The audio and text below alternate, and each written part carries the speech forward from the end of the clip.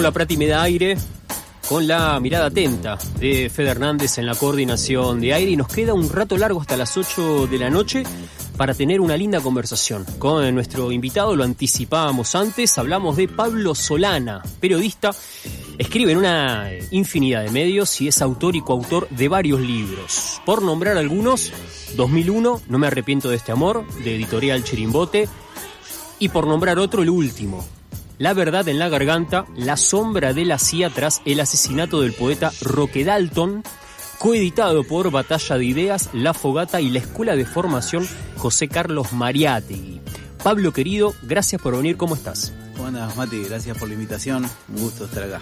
Teníamos ganas hace rato de hablar, así como al interior del colectivo La Tribu y en colectivos amigos, conversamos alrededor de lo que escribís en determinadas coyunturas. Acá en el programa también a veces traemos, Pablo Solana escribió tal cosa y un poco lo anudamos con algún comentario en el programa, así que estaba bueno escucharte.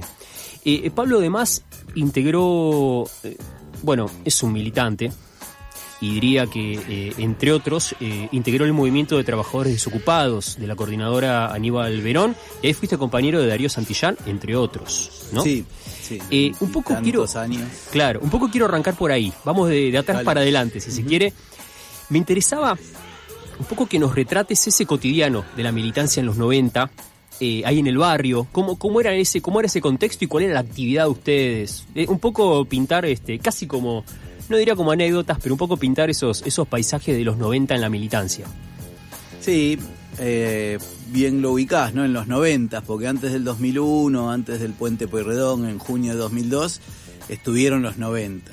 Claro. Podemos acotarlo a la segunda mitad de los 90, ya tras la reelección de Menem y una serie de desgaste de esa década neoliberal que venía haciendo tanto daño. Al principio parecía de forma arrasadora, ya hacia la segunda mitad, donde las luchas empiezan a abrirse camino, ¿no?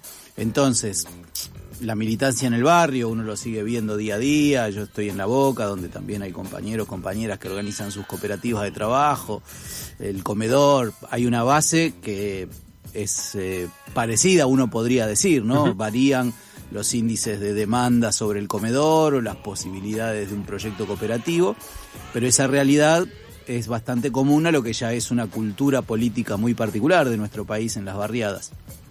Lo que sí era distintivo en aquellos años, que había una voluntad de lucha, pero esa voluntad también empalmaba con una posibilidad de lucha, de dar algunas luchas de formas contundentes, uh-huh, en un contexto también global y particular de América Latina distinto, que generaba otras motivaciones, otras épicas y otras místicas, ¿no? No es casualidad que hablemos de Darío, de Maxi, también mencionábamos estos días el Oso Cisneros, compas referentes de aquella generación y de aquel momento político que tuvieron actitudes cotidianas, solidarias, y también actitudes heroicas o muy decididas, uh-huh, en la defensa cuando la policía reprimía, en jugárselas en la calle, en impulsar un proceso de lucha mucho más álgido, ¿no? Ahí las referencias las buscábamos en los zapatistas, que eran, claro, unos locos que volvían a tomar las armas en México. Claro, 94 ellos salen a superficie.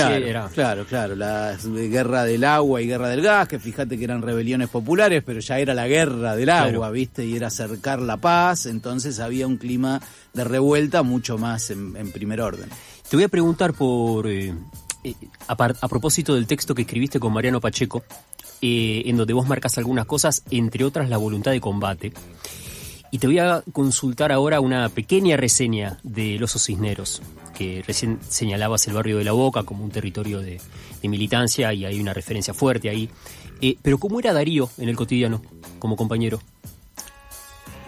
Mira, hace bastante que no me preguntan en mi caso, pero que en general solían preguntarnos por esto. Ajá. Y en esta misma radio, creo que hace 20 años, ajá, fue la primera vez que nos invitan después de que lo matan a Darío y tenemos que hablar de él, y yo ahí, como me sentía en confianza, dije algo que voy a repetir ahora. Mirá. Que Darío era también un cabeza dura y que a veces discutía medio y se engranaba con un tema, y era un compañero con esa particularidad, ¿no? Entonces, después quedó también idealizado porque es meritorio esa solidaridad y ese compromiso hasta las últimas consecuencias. pero yo también tiendo a verlo en muchos otros compañeros, compañeras que están militando, sí, ¿no? Lamentablemente a Darío le tocó cristalizar ese rol solidario por la forma en que lo asesinan, claro, pero era un pibe comprometido, era un militante popular que confiaba en el proyecto por el cual militaba, confiaba en el pueblo con el cual compartía día a día esas luchas, y por eso es la entrega que después termina de algún modo referenciándolo a él, a Maxi en otro sentido, en el oso, como decías, ¿no? Claro, vos armás la tríada ahí del oso, Maxi, Darío en el texto a propósito, para ponerlo en línea. Sí, la fecha ayuda porque recordemos, de Darío y Maxi estamos hablando del 26 de junio de 2002, cuando los asesinan en el Puente Pueyrredón. 6 meses después del 20 de diciembre, entonces todavía un ciclo de revuelta abierto, de movilizaciones populares muy contundentes, y Duhalde que busca cerrarlo con una, en sus palabras, represión aleccionadora, claro, que termina con la muerte de los dos compañeros. 2 años después, mientras estábamos en la vigilia, el segundo año de los muertos, en La Boca se da una situación también muy, muy violenta. Ahí el crimen del oso Cisnero termina siendo ejecutado por un puntero que estaba ahí en la tranza y era contra lo que luchaba el comedor los pibes, ¿no? Entonces el oso, un militante también con experiencia y no se dejaba apabullar, en una discusión que solían darse para que se vayan del barrio los tranzas y para cuidar a los pibes de la organización, termina recibiendo unos disparos, 4 o 5 disparos, y lo matan esa noche, que después toma más realce el hecho porque sus compañeras toman la comisaría 24, que era quien apañaba a este hombre que lo asesina, y la toma de la comisaría se extiende durante toda la madrugada, ¿no? Entonces también ahí hay una matriz que uno podría decir, bueno, la lucha contra el tranza, la organización comunitaria, el militante popular, pero estábamos en un momento donde era concebible, por más bronca que fuera, protestar contra la comisaría hasta que saquen al comisario, saquen a la cúpula de la policía, investiguen el crimen y no quede en la nada. Uh-huh. Esas voluntades de lucha, que vos bien llamás, y creo que es el término que usamos en la nota, un sentido combativo, combatiente de esa militancia también, cuando ese era el desafío que imponía el momento, eso se forma, y eso también se formaba en nuestra militancia. Entiendo que hoy también está en las organizaciones populares, solo que los contextos a veces ayudan más o menos, y bueno, hoy todavía no parece ser un contexto donde haya tal decisión de lucha como para decirle a este gobierno que se tiene que ir, y no me importa tanto el calendario electoral como hacíamos hace 20 años, y decir, bueno, el nivel de miseria que están haciendo, el nivel de impunidad con el que se manejan, el nivel de saqueo del país que están llevando adelante, no tiene que esperar un calendario electoral, se tienen que ir antes. Claro. Bueno, hay que esperar a ver cuánto falta para que un contexto así vuelva a darse. Para quienes están del otro lado y están con dudas sobre o preguntas alrededor de qué texto están hablando, de qué nota están hablando, búsquenla en www.revistaresistencias.com. Allí la encuentran, gran portal, alrededor de estos debates sobre todo. Estamos en compañía de Pablo Solana, él es periodista y escritor. Pablo, un poco lo rodeabas recién, decías, esta voluntad de lucha, decías, en el texto dice voluntad de combate. ¿Qué nos dicen esas experiencias, estos compañeros? Incluso vos lo traías al presente y decías, hay un contexto distinto. Y estamos en un contexto en donde hay una ultraderecha con una voluntad de poder y de arrasamiento que pareciera no encuentra límite desde el punto de vista de la movilización. O al menos no pareciera que alcance con eso. Bueno, acá yo entro en una nebulosa y por eso me interesa abrirte la pregunta. ¿Qué es importante? ¿Qué te parece a vos importante traer al presente de aquella voluntad de combate de aquellos compañeros, teniendo en cuenta el contexto en el que estamos? Creo que hay una caracterización política sobre la que se basa esa voluntad, porque, a ver, la buena voluntad, la sana intención, en general la gente más o menos solidaria, cercana, comprometida, la tiene, ¿no? Pero había una caracterización política que creo yo que fue acertada en aquel momento, era acertada en América Latina. Para mí tiene un sentido seguir pensándola en la misma clave, que es la siguiente. Sin una rebelión social, sin un estallido social o sin una fuerte protesta social que le ponga límites a proyectos de derecha, represores, de saqueo, de profundización de las injusticias, como pasaba en los 90 y como pasa ahora, sin ese freno no cambia la matriz que están logrando instalar de nuevo en el país, no cambia la famosa correlación de fuerzas para poder pensar otras políticas, etcétera. Entonces, si Evo en Bolivia, si Néstor primero acá, Néstor Kirchner a partir del 2003, si el propio Chávez en Venezuela, si Rafael Correa en Ecuador, y podemos seguir viendo el mapa, tuvieron la posibilidad de llevar adelante un ciclo político con otras características, fue porque hubo rebeliones populares que pusieron a la defensiva a ese neoliberalismo, a esas políticas agresivas contra el pueblo. Entonces, en aquel contexto se daban estas actitudes combatientes. ¿Cuál era el combate? El combate a la injusticia, el combate a la represión, el combate a quienes venían a llevarse todo puesto. Y eso sí, era un combate por las formas legítimas de la protesta, de la movilización, podía ser quemando neumáticos para también garantizar la defensa de la propia movilización o haciendo vallas cuando ya era una situación desmadrada como el propio 20 de diciembre o como pasó el 26 de junio también.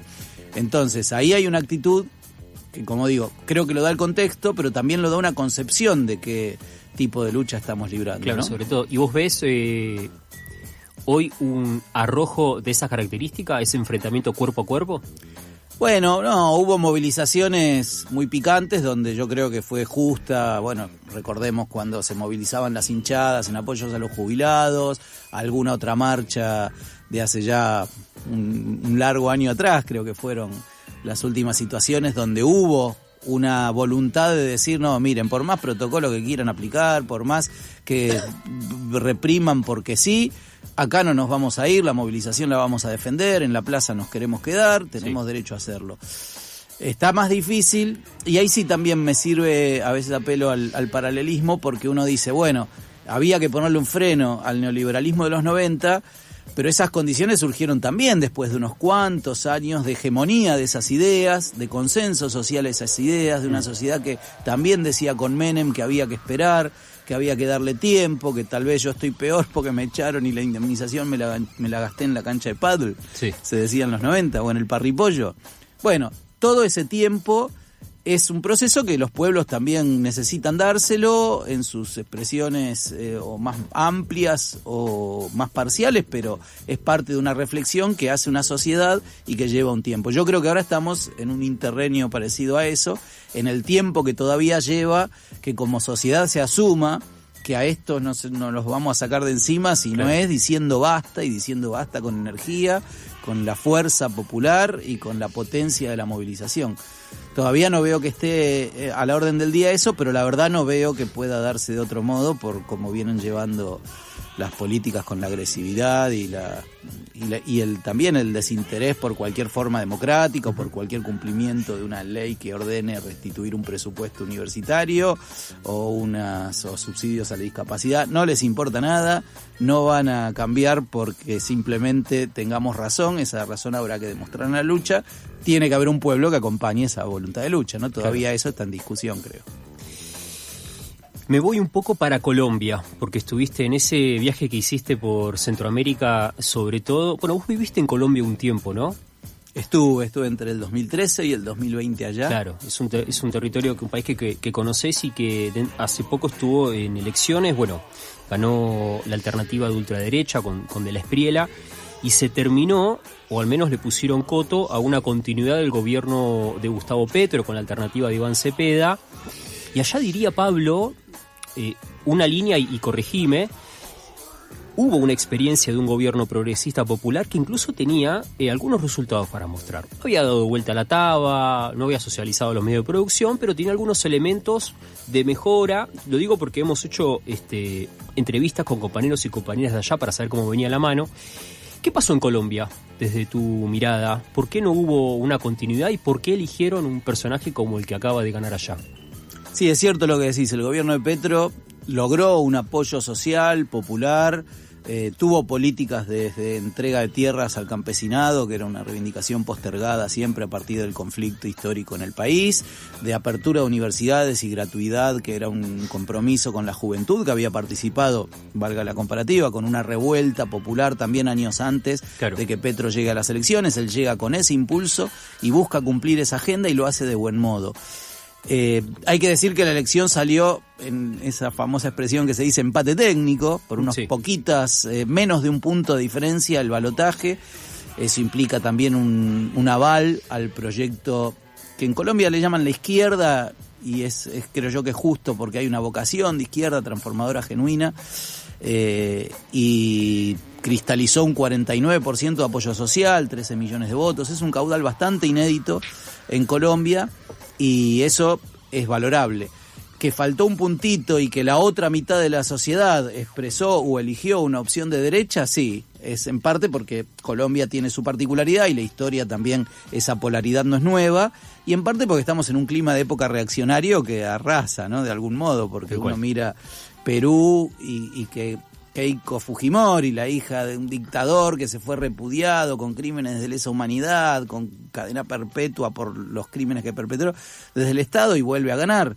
Y Paraguay y Bolivia y Chile, y seguimos subiendo por el mapa, Ecuador, que está convertido en un desastre, después de las críticas que uno pudiera hacerle al gobierno progresista de Rafael Correa, pero desde que la derecha asumió el gobierno en Ecuador es una degradación social, política y de violencia insostenible. Entonces uno mira el mapa y dice, acá hay algo, acá hay un factor que excede cada realidad particular, y que hay que pensarlo como un clima de época reaccionario, con el cual también a veces la democracia se queda corta, ¿no? Porque un compañero allá nos decía que la elección se pareció más a un concurso de popularidad que a una búsqueda de una alternativa de programa político hacia adelante. Es decir, ganó el más popular. Sí, y eso se construye, y los famosos algoritmos y la incidencia de TikTok y las redes sociales y el voto emocional no es algo nuevo ni particular de Colombia. Solo que eso funciona y responde mucho, esa emocionalidad muchas veces negativas, a valores que la derecha trabaja sin escrúpulos, desde las fake news hasta campañas de odio y violencia política explícita, y desde este lado, por más que sepamos que son efectivas, no se puede hacer campaña de ese modo. Entonces ahí hay parte de esa desventaja y posibilidad de que explica de algún modo por qué vienen ganando los malos. Pablo, muchas gracias. Gracias a vos, muy bueno el espacio. Pablo Solanas, periodista, escritor, a quien vamos a volver a invitar sin dudas. Paula Prati en la operación técnica de este programa, Fede Hernández en la coordinación, mi nombre es Mati Castro. Nos pasamos un poquitito, les pedimos disculpas a los compañeros de Yahoo Match, pero la verdad que estaba bien interesante el desarrollo de Pablo. Será hasta mañana a las 7 de la tarde, que se mejoren. Chau.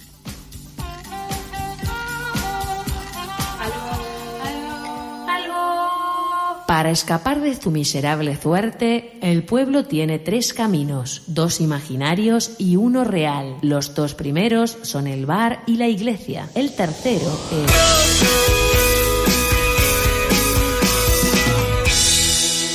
Algo con R. Suscríbete a nuestro canal de YouTube. Búscanos como Algo con R.